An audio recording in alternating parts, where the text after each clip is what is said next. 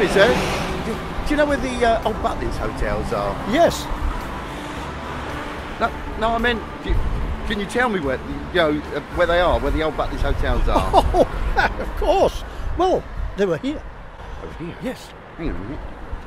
If you just have a look up here, this hotel was called the George, and it was listed, but the developer wanted to get rid of it fast, so they pulled it down fast. Yeah.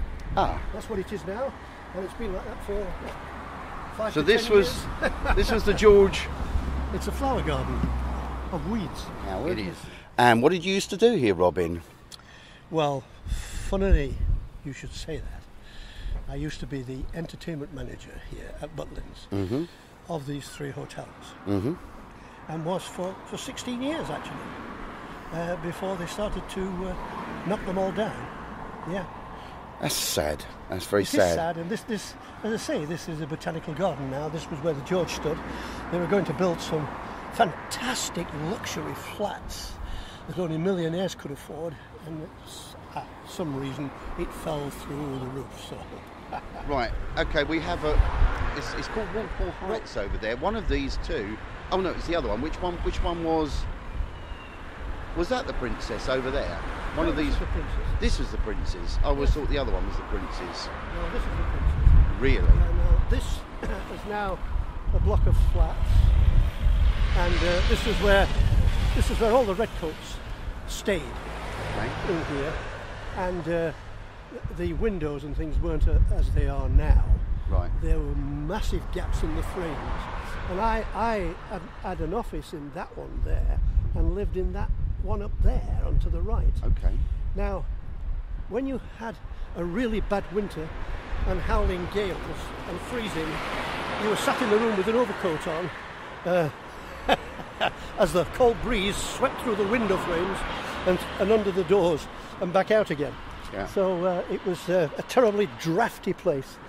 I don't know whether they've cured that. I think it's new windows that's in, so it probably will be. Yeah, yeah. But yes, that was the Redcoat staff quarters. Okay, and if I can just draw your attention just over to this on the left-hand side, this was part of another hotel, wasn't it? This was the Norfolk Hotel. The Norfolk Hotel. That's right. It started off with the with all the cabaret and everything in here, but the ceiling was only 8 feet. So if you were 6 foot high, you're not far off the ceiling. Yeah. And put a rostrum in to perform on, and you are nearly at the ceiling. Yeah. And all the smoke used to, as I came out to compare, all the smoke would hit my eyes, and I'd be like that. I couldn't see the audience for my eyes stinging and singing. For once in my life, I have someone who needs me. And I used to get through that night by night. I do remember in the later years being on that stage with you. Yeah. And what I found was, I don't know about the smoke or anything, but I couldn't see the audience at all because of the extreme lights. If you got some stars coming in, like Vince Hill, for instance, who I knew from past theatre when I worked at the Theatre Sheffield Lyceum. I knew Vince from there, and he came in and I introduced, oh, hello, Robin, yes, I do remember, etc., etc. And he was in the George. Yeah. And we're ready for cabaret. I said, yeah, follow me. And I'd only been here 2 weeks when he arrived. Yeah.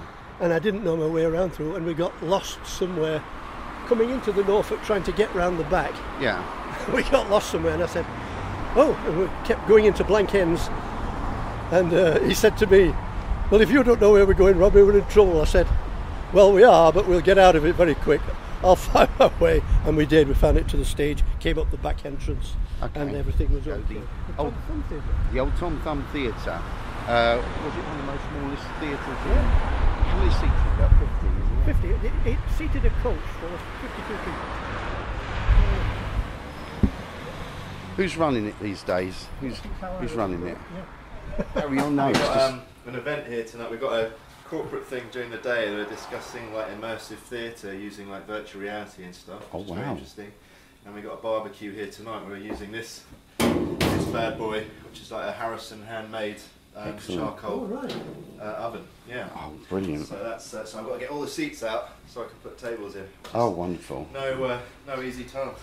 No, there was guy that had it. I think he was sleeping the thing up that above would have him. been their cousin who I've never met. I think I can't remember his name. It might have been John. But he had to see it might be. I can't remember now. He had to see a few times again. It's good to see that you're still going. Yeah. Great, Well, that's great. Well, you know what? Just that it was the whole family, but just knowing with the people who managed it, that they were amazing. It was more important to them that they sold it to someone that would keep it going as a theatre. Yeah. I mean, they could have, they took the lowest valuation possible in order to make that possible, which I think in this day and age is quite special. Yeah. So and they left us, all the equipment. And, that's brilliant. Was it an old coach house or something? Used to be a coach I house, thought it was. Yeah. And it was a garage for a while. That's right. Yeah. Only became a theatre in I think it was 84, 85. Yeah. We've got a busy July with Edinburgh previews and stuff. Yeah. We do jazz once a month. We've got quite a lot of young bands coming through as well. Which can be quite loud. Yeah. Quite fun. Yeah. Do you have any regulars that come here at all, or? Yeah, well, the bar is also open now. We open that more regularly. So that's good, Thursday, Friday, Saturday, whether or not there's anything on. Where's that? The bar upstairs. Oh, Wrexham. So what used to be his living room, we've converted into a bar. Oh, good idea. That's good. I could probably pop down for a drink anyway sometime. Yeah, please do. Oh. What's your name? Sorry.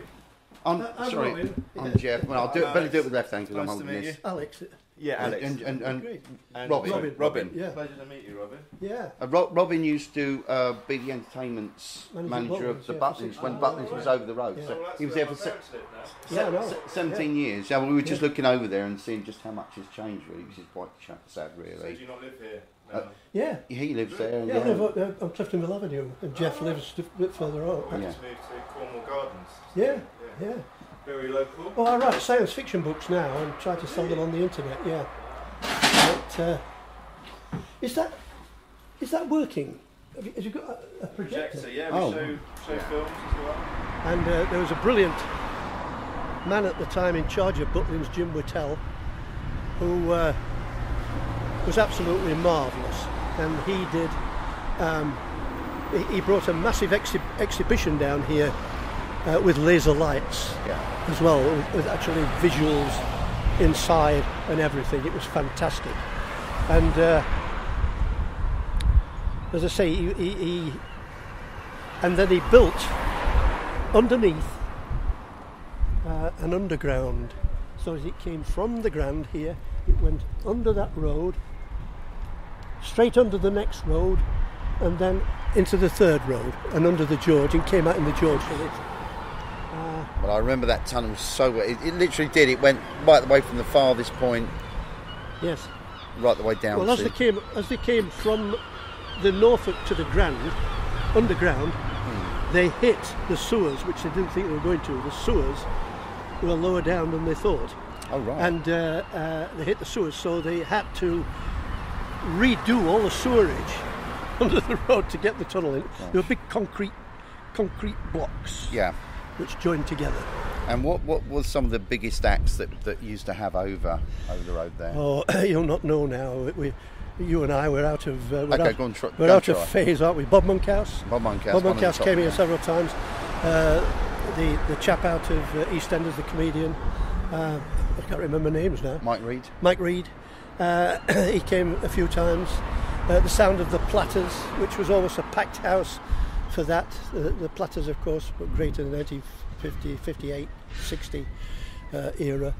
And some great weekends, and British bands as well came here. It was really wonderful at the time. Wonderful experience, wonderful time.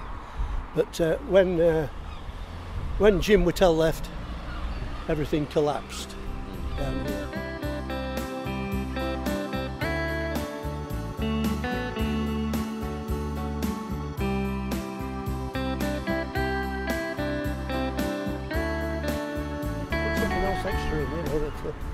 Here's another area in the past that you and I have worked at, the old bandstand.